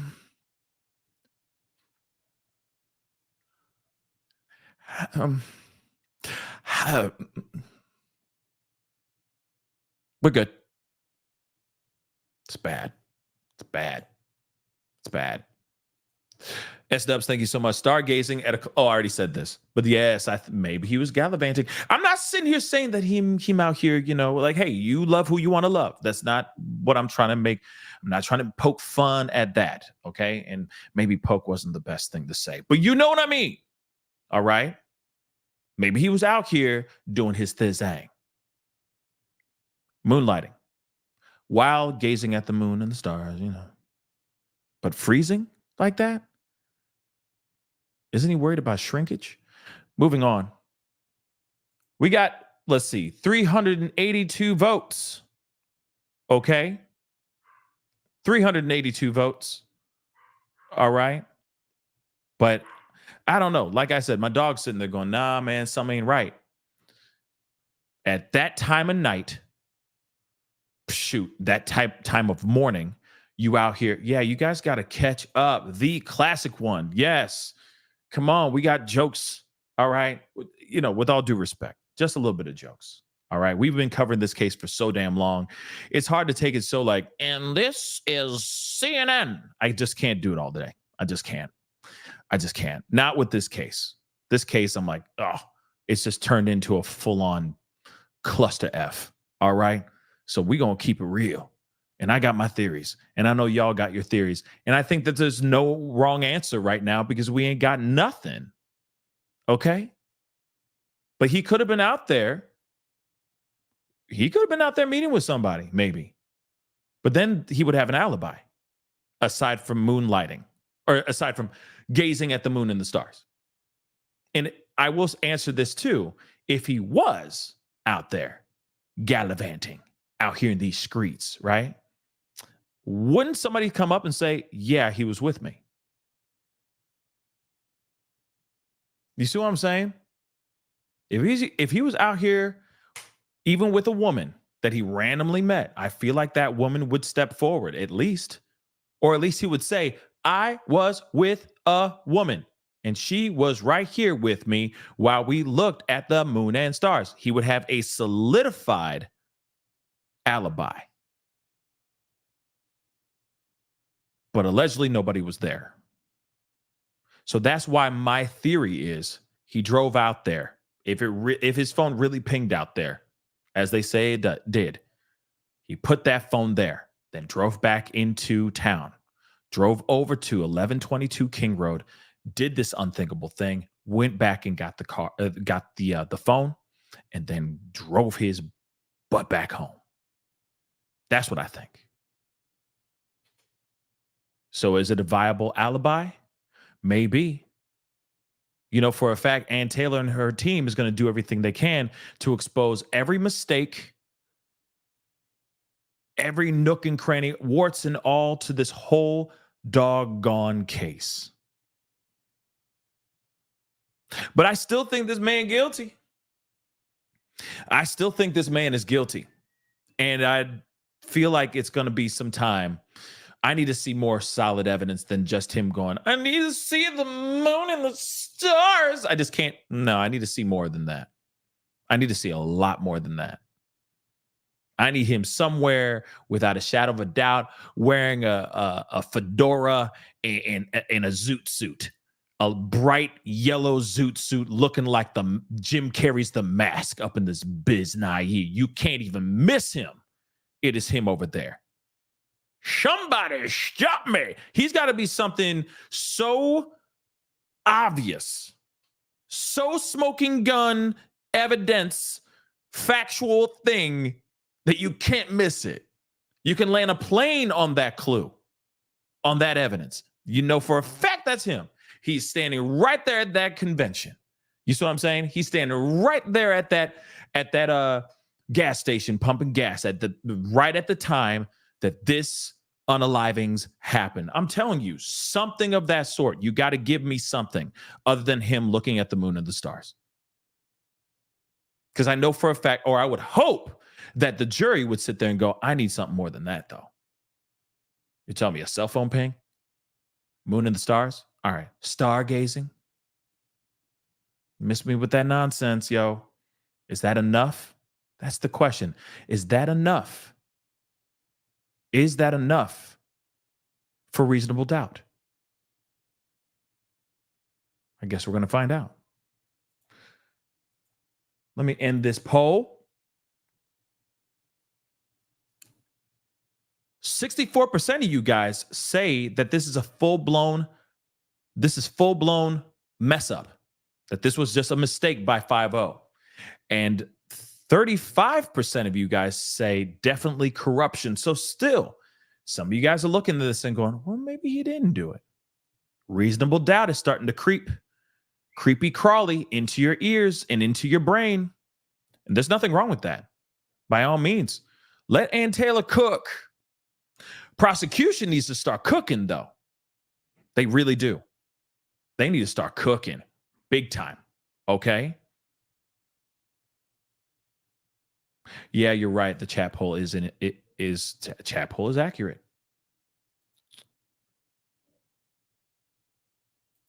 Yeah, well, they have a lot of lucky. Sometimes they got lucky mess ups, and sometimes they got unlucky mess ups, like this situation right here. This is an unlucky mess up right now. Because I understand, like, it's a high profile case. There's 4 kids that lost their lives. Everybody and their mama's covering it. You got YouTubers, you got TikTokers, you got Instagram creators. Do they even exist? But you know what I'm saying? They're all out here, okay, and the news sitting there going, what's going on? And why hasn't police come up with anything? And blah, blah, blah. And so they're going, okay, we got to figure things out. We got to move fast. We got to move fast. We got to move fast. Only to find out that they did a 23andMe and found his cousin 3 times removed on that data site and found him through that. On Touch DNA. It's interesting, guys. Yeah, Jackie Sue, she out here cooking. Let her cook. This is going to be one hell of a trial. And then it'll be very, very polarizing. Just like the Karen Reed case. Some people think she guilty. Some people think 5-0 did this and that there's some sort of corruption and there's some sort of cover-up. It's very interesting. Very, very interesting indeed. But with this one, I'm interested to see how defense concoct their argument. And I'm also wondering when the damn trial is going to be, because that's one thing I'm getting annoyed with. Just come with it, man. Just get it over with. I know for a fact the family, like all the families, want this to be done and over with. Lock him up or set him free. What are they dragging their feet on? Here it is. They may only be waiting for the prosecution's waiting for the evidence to be released to them. They're asking for discovery. So just give it to them so that we can get into this trial and y'all can duke it out in the courtroom. But by holding it out, it could be 10 years till we see this damn trial ever see the light of day. Okay? So hopefully that happens very, very soon. Anyway, that is the show, guys. I appreciate all y'all for being here. It really does mean a lot. For real, for real. Hopefully I was able to let you guys chuckle a little bit. But in all seriousness, okay, we got 4 kids that lost their lives in the most horrific way. And there needs to be justice. Now, if that is this man, then, man, we need as much smoking gun evidence as we possibly can. But here's the thing. Same thing on the other side with the defense. Defense needs to show without a shadow of a doubt that this man did this. Forget all this reasonable doubt BS. I need to see something more than just reasonable doubt. That's just me, though. Okay? That's just me, though. All right? But anyway, guys, I appreciate you guys for being here. As this case continues to grow and it continues to get more complicated, we will be talking about it. Okay? Apparently, there's another hearing going on a week from today, on the 30th. Hopefully, we'll be there to talk about it then, too. So please do me a favor. Hit that like button down below. Don't forget, tomorrow morning, I have the interview with Layla Santinello's mama is going to be on the show live tomorrow morning at 9 a.m. Central Standard Time. So be sure to tune in. That would be greatly appreciated, okay? Be sure to be on that, all right? Hit that like button down below. Hit that reaction button. Don't forget to hit that follow button if you're watching on other social medias. That'll be greatly appreciated. Do not forget to crush that subscribe button. Man, I can't talk. On my YouTube channel, if you want to support, hit that join button down below. Become a member or check out my Patreon, patreon.com/thepascalshow. Okay, guys? Anyway, it is time to get going. I appreciate all y'all for being here. Much love, and hopefully we get justice for the Idaho 4 very, very soon. All right? But we will talk here very soon. Be good to yourselves. Be good to one another. See you guys soon. This is the Pascal Show. Bye.